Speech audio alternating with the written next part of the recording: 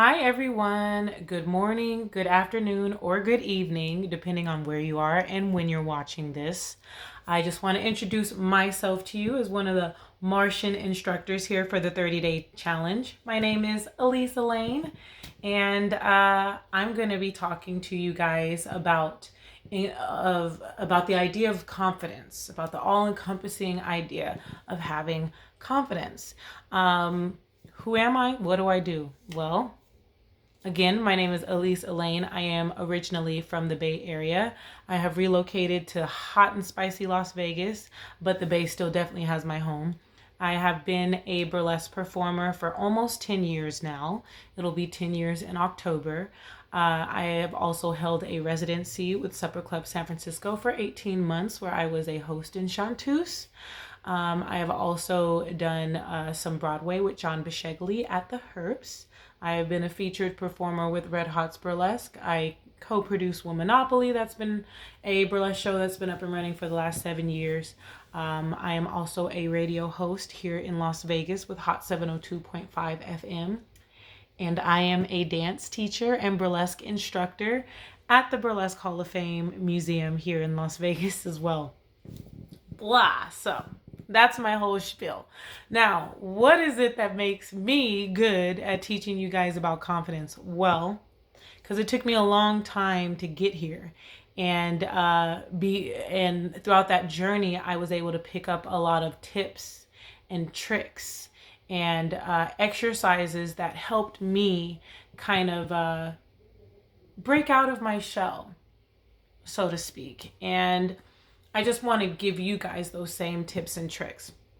And so one of the things that I really want to get across is my intention for these classes. And my intention is just to inspire. It's just to light a fire. I don't expect people to walk away with the information almost as like clothing they can put on or a hat that they can wear. I almost want it to be something of reference to you, something of resource to you when you need reminders, because the goal is for you to take these tips and tricks, and empower yourself so that it becomes more second nature. So we all have different natural personalities. Some people are more introvert than others, and some tend to be very outgoing, very extrovert. Personally, as an Elyse from day to day, tends to be a little bit more of an introverted person. So when it came to confidence, for it to make sense to me, I had to compartmentalize it. And so what I mean by compartmentalizing it is some people like to call it an alter ego. Some people call it a persona.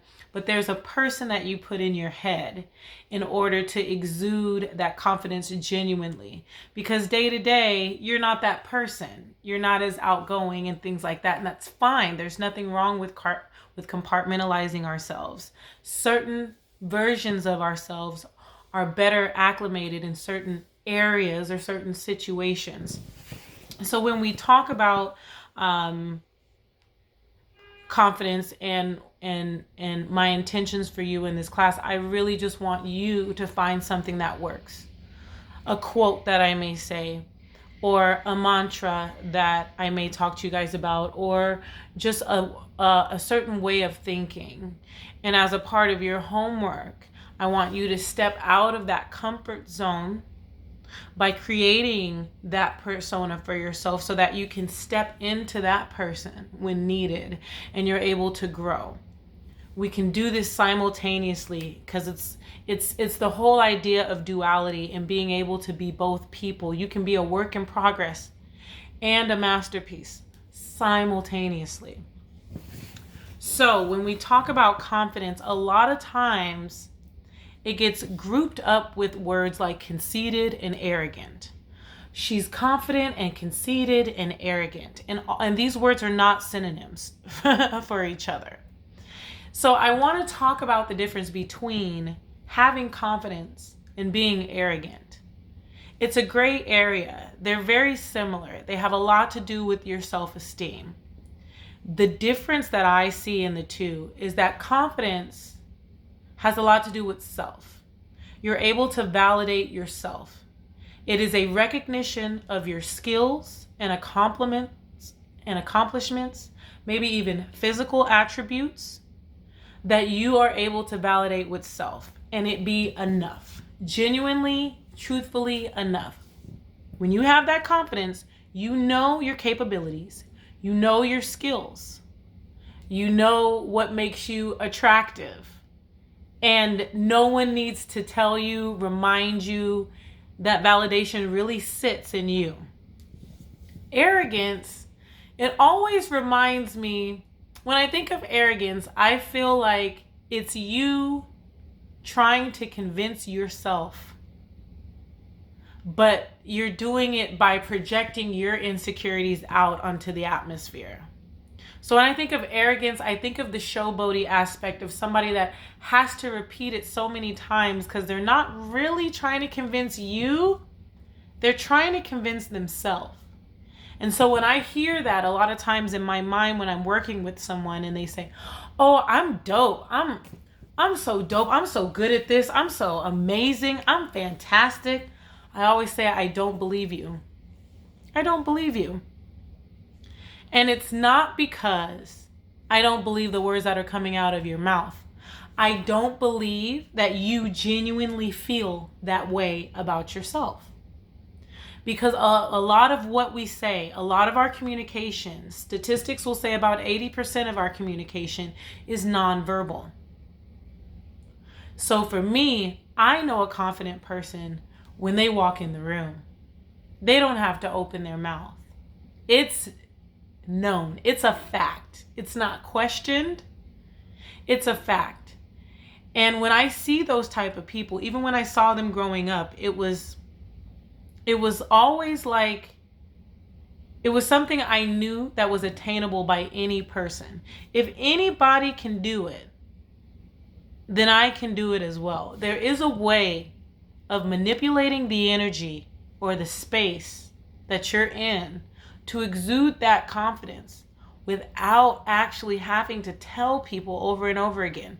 And there's a way to not only express that to others, but there's a way for you to believe it truly in yourself and feel the change. You'll feel it. Sometimes it's in how you hold yourself, your shoulders, and how you hold your body. A lot of times it's how you communicate with people and your level of comfort in different social situations. But a lot of the time it starts with you. It starts in your mind. I've met quirky, shy people that aren't that great in social settings, but they still exuded large amounts of confidence because they were okay with who they were and they validated who they were, regardless if we understood it or not. And that is the kind of confidence that I want to help people with. That's the kind of confidence that I want to help people exude, is that natural, organic stuff, the meat, not just the outside. We're not just a pretty wrapped present, but when you take all that wrapping paper off and you open it up and look inside, it's even more awesome. And so when we think about confidence, there's one thing that always stuck out to me that my grandmother used to always say. And she used to say, "You're welcome." She would walk in a room and say, "You're welcome." Almost as if her presence was the present. When she was feeling confident or she was in an outfit and people were looking at her, she'd go, "You're welcome."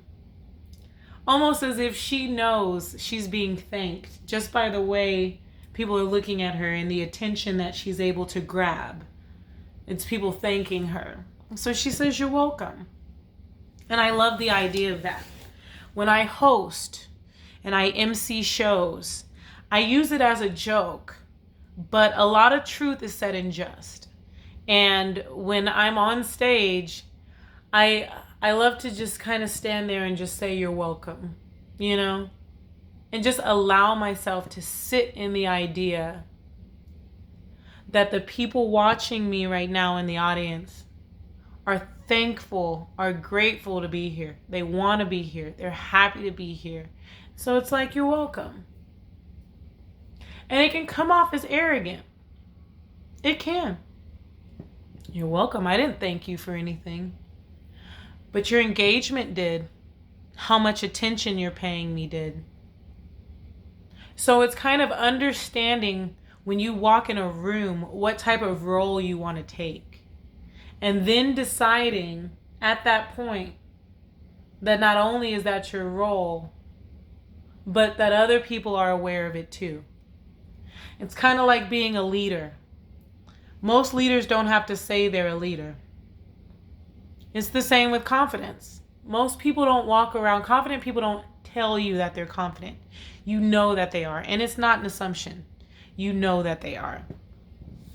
So, we have to think about this on a societal standard, okay? We have to think about confidence on a societal standpoint. When we interact with people, we must be polite, okay? But I like to acknowledge the fact that politeness makes us liars in a lot of instances, because we do what we're supposed to do instead of what we're truly feeling. For instance, Elyse, how are you doing today? I'm going to respond good. Even if I'm lying. My politeness might be making me a liar if in fact that day I did not feel good and I wasn't happy. If someone says to you, oh, Elyse, I love your hair that way. I love your hair like that. You should keep your hair like that. I love it that way. And we say, oh, this old mop top. Oh, this old thing. Oh, you do like it this way? Oh, maybe I'll have to start wearing it more this way. We're lying in some of these instances. If I got my hair done,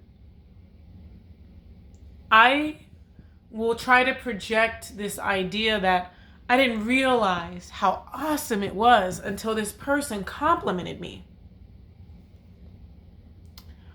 But when we go to get our hair done, we spend money. We spend a lot of money. We spend a lot of time. Especially if you're a woman of color, it's a lot of money and a lot of time. Sometimes you're sitting in the chair for 6-7 hours to get your hair done and things like that. You felt confident when you left the salon. You felt confident when you got home and you looked in the mirror and you took a couple selfies because you got your new hair. But out of politeness, we have to lie.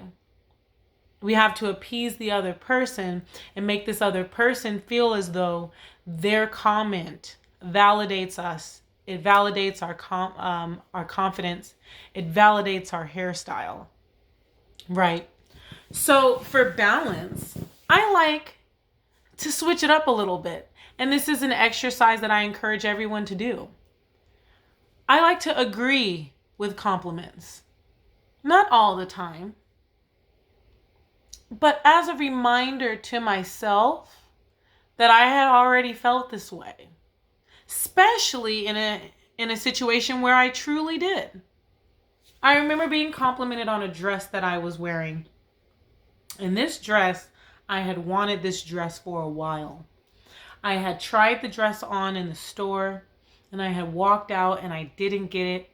And then I went online and I saw the dress again. And then I went back to the store and I tried it on again. And it made me feel so beautiful. I felt so beautiful in this dress.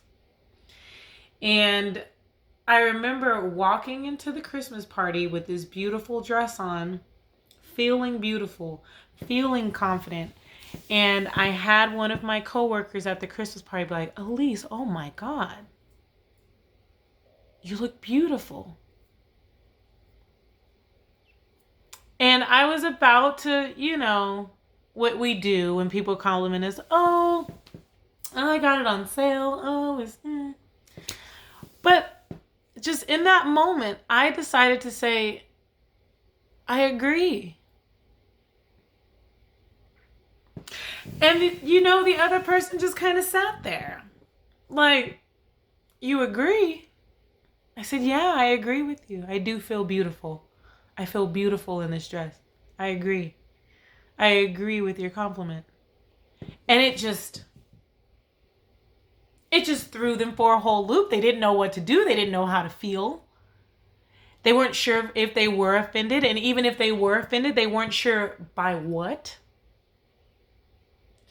And it made me realize that out of politeness, we have created these people with these large amounts of entitlement, you know, and myself included. You know, I am appeased throughout the day out of politeness, and because of that, I feel entitled in certain situations. It's something I really focus on and I try to navigate through. Even being in the store, we have entitlement because we expect politeness from the employees.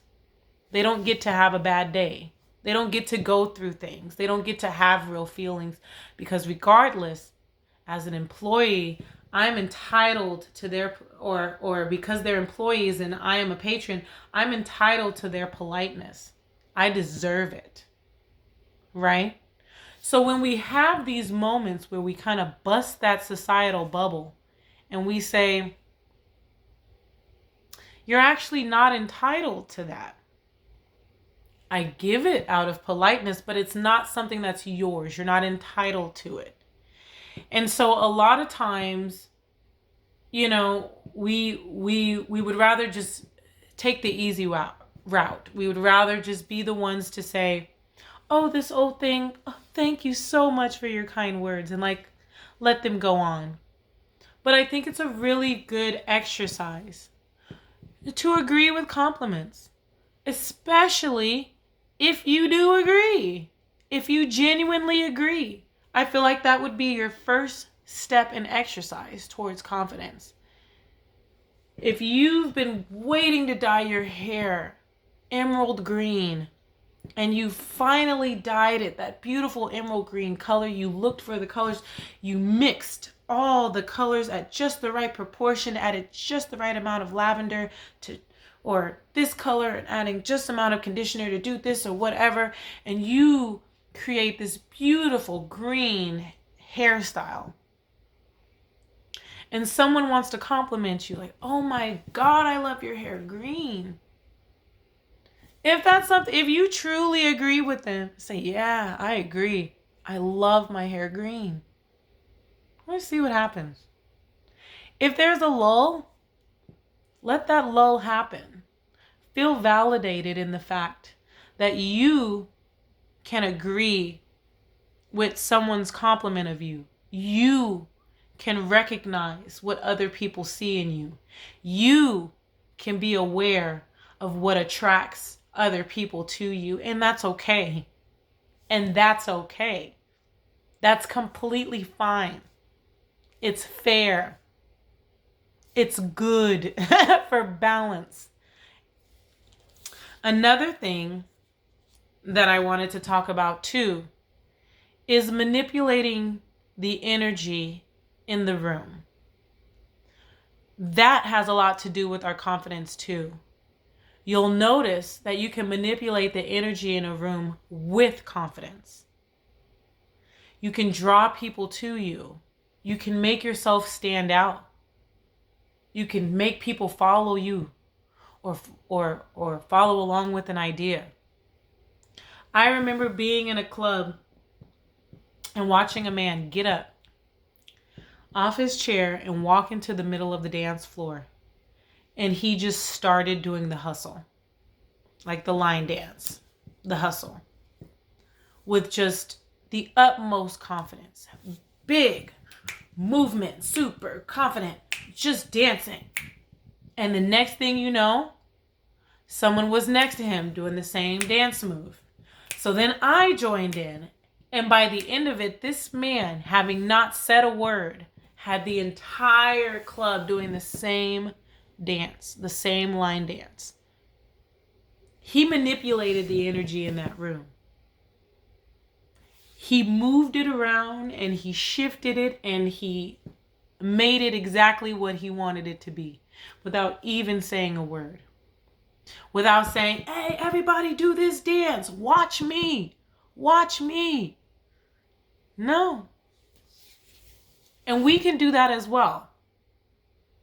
When we are entering the room to walk up to somebody for our first date, or when we're entering the room because it's our first interview, you can manipulate the energy in the room so that you're able to manifest exactly what you want. And that's all based in self-confidence. I've had so much fun talking with you guys, and I'm so excited to dive deep, deep, deep into this layered conversation. And don't think we're just going to be talking back and forth, you and I. Oh no. We're going to be getting up. We're going to be moving. We're going to be talking about body language. We're going to be talking about how we present ourselves. We're going to be doing a lot of reflection, a lot of reflecting in the mirror. Don't worry, I'll be right along with you in that mirror. And we're going to look at ourselves inside and out. And we're going to hone those skills. We're going to be aware of our areas of opportunity along the way, but we're going to hone those skills so that moving forward, we're able to have a really good balance with confidence in our life so that we can navigate through all different settings with ease.